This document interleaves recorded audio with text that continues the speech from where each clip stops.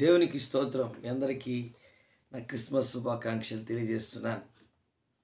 యెషయా గ్రంథము 9వ అధ్యాయము 6వ వచనం మరొక అంశంలోకి మనము వెళ్ళి కొన్ని వాక్యాలు ధ్యానిద్దాం.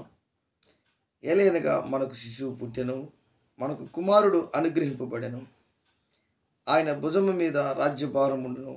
ఆశ్చర్యకరుడు, ఆలోచనకర్త, బలవంతుడైన దేవుడు, నిత్యుడగు తండ్రి, సమాధానకర్తయగు అధిపతి అని అతనికి పేరు పెట్టబడును.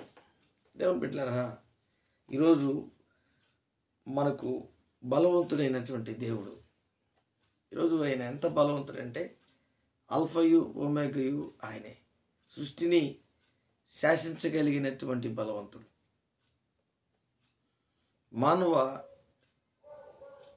మానవులలో మానవుడిగా జన్మించగలిగినటువంటి బలవంతుడు.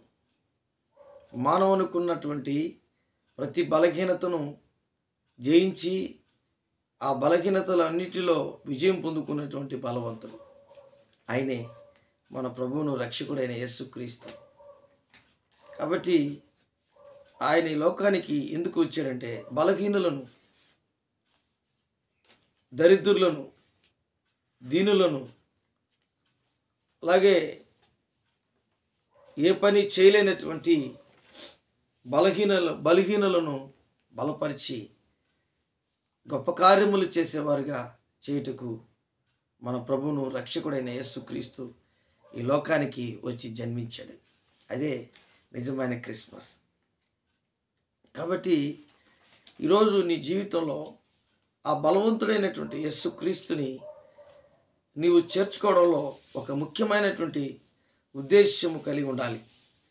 ఆయన బలవంతుడైన దేవుడు అంటే ఆ బలము నువ్వు ఎరిగి ఉండాలి. ఆ బలమైనటువంటి దేవుడిని నువ్వు కలిగి ఉండాలి. ఆ బలమైనటువంటి దేవుడు కార్యాలు ఎన్ని చేశాడు ఈ లోకంలో, బలమైన కార్యములు. ఆ బలమైన కార్యములు కూడా నీ జీవితంలో నా జీవితంలో జరగాలని కోరుకోవాలి. ఆయన గాలిని గద్దించగా గాలి నిమ్మలమైపోయింది. సముద్రము పొంగను గద్దించగా గాలి, నీరు అన్నీ కూడా నిమ్మలమైపోయినాయి. ఆయన నీటి మీద నడవగలిగినటువంటి దేవుడు, చనిపోయినటువంటి వారిని లేపగలిగినటువంటి బలవంతుడు. ఆయన ఎంత గొప్పవాడంటే ఆయన చనిపోయి చెప్పినటువంటి మాట, 3వ రోజు నేను లేస్తాను, మరణమును జయించగలిగినటువంటి బలవంతుడు ఆయన. మానవాళికి అర్థము కానటువంటి గొప్ప బలము మన ప్రభువును రక్షకుడైన యేసుక్రీస్తు దగ్గర ఉంది. కాబట్టి ఆ బలవంతుడైనటువంటి యేసుక్రీస్తుని నువ్వు ఎప్పుడైతే చేర్చుకున్నావో ఈ లోకంలో ఉన్నవానికంటే మీలో ఉన్నవాడు గొప్పవాడు. ఆ గొప్ప దేవుడైనటువంటి ఆ బలవంతుడైనటువంటి దేవుణ్ణి నువ్వు అర్థం చేసుకున్నావా? శిష్యులు చాలామంది యేసు ప్రభు గురించి వారు అనేక సందర్భాల్లో ఆశ్చర్యపోయారు. యేసుక్రీస్తు 5 రొట్టెలు 2 చిన్న చేపలు 5,000 మందికి పంచినప్పుడు, 12 గంపలు ఎత్తినప్పుడు, అలాగే గుడ్డి వారిని బాగు చేసినప్పుడు, చనిపోయినటువంటి వారిని బ్రతికించినప్పుడు, అలాగే వ్యాధిగ్రస్తులను, రోగులను స్వస్థపరిచినప్పుడు, అంత మాత్రమే కాదు, నీటి మీద నడుచుచూ వస్తున్నటువంటి పరిస్థితుల్లో, గాలి వాన్లో వస్తున్నటువంటి ఆ యేసు ప్రభువులు వారిని చూచి ఆశ్చర్యపోయి ఎంత గొప్ప ఆ కార్యములు ఆయన జీవితంలో మనుషులందరి ముందు, ఆయన ఈ శిష్యులందరి ముందు మరి ముఖ్యంగా చేసినటువంటి అద్భుతాలు, ఆశ్చర్యకార్యాలు, ఆ బలమైనటువంటి కార్యాలు వారి ముందు చేసి, నేను బలవంతుడైన దేవుడును, ఆ బలవంతుడైన దేవుడును అని చెప్పగలిగినటువంటి శక్తి మన ప్రభువును రక్షకుడైన యేసుక్రీస్తుకి. అది చాటి లేనటువంటి గొప్ప కార్యము ఆయన చేసినాడు ఈ లోకంలో. ఎవరు కూడా ఆయన్ని ఏలెత్తి చూపించలేనటువంటి శక్తి ఆయనలో ఉందని రుజువు చేసుకున్నాడు. కాబట్టి దేవుని బిడ్డలారా, నువ్వు ఆయన నువ్వు కలిగి ఉన్నటువంటి వ్యక్తిగా ఉంటే మన ప్రభువును రక్షకుడైన యేసుక్రీస్తును నువ్వు కలిగి ఉన్నటువంటి వ్యక్తిగా ఉంటే ఖచ్చితంగా నీవు కూడా బలమైన కార్యములు నీ జీవితంలో దేవుడు చేయుటకు ప్రారంభిస్తాడు. పాత నిబంధన గ్రంథంలో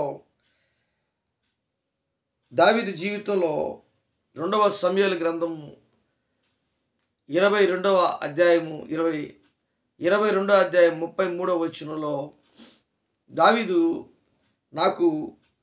దేవుడు నాకు బలమైన కోట, దేవుడు నాకు బలమైన కోటగా ఉన్నాడు.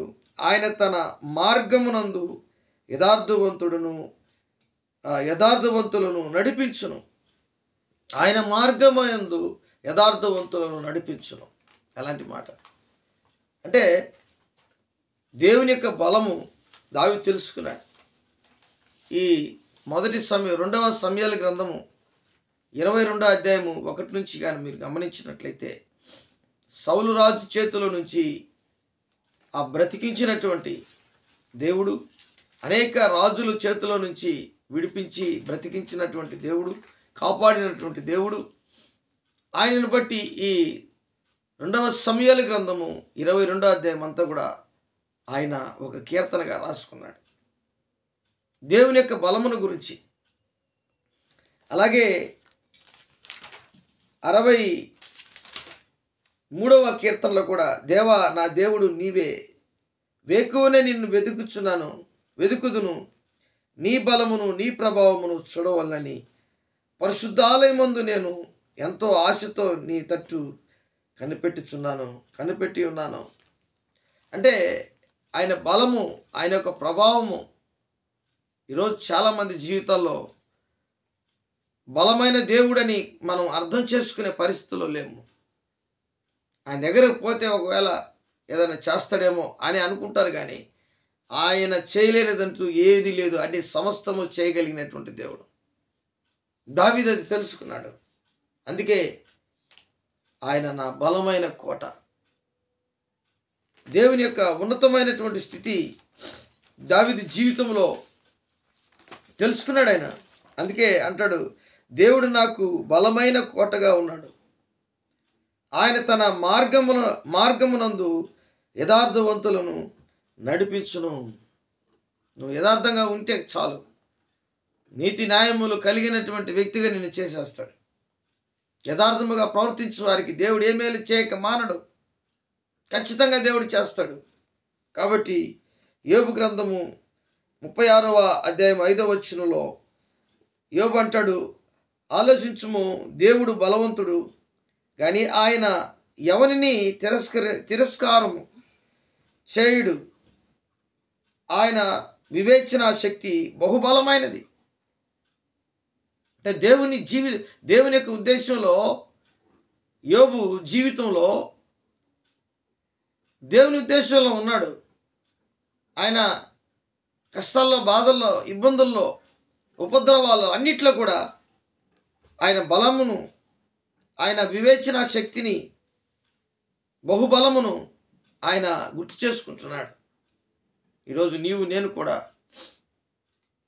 ఆయన నిత్యుడగు తండ్రి, ఆశ్చర్యకరుడు, బలవంతుడైన దేవుడు, ఆలోచనకర్త, సమాధానకర్త, ఇవన్నీ కూడా ఎలైనగా మనకు శిశువు పుట్టెను, మనకు కుమారుడు అనుగ్రహింపబడెను, ఆయన భూమి మీద, ఆయన భుజముల మీద రాజ్యభారం ఉండును. కాబట్టి ఈరోజు నీ జీవితంలో నీ బలమును పక్కన పెట్టు, నీకున్నటువంటి పరిస్థితులన్నింటినీ పక్కన పెట్టు, దేవుని బలం మీద ఆధారపడు. ఒక బలవంతుడు తనకు చేస్తున్నటువంటి ఎక్సర్సైజ్ విషయంలో కానీ, తాను పరిగెత్తుకుంటున్నటువంటి ఆ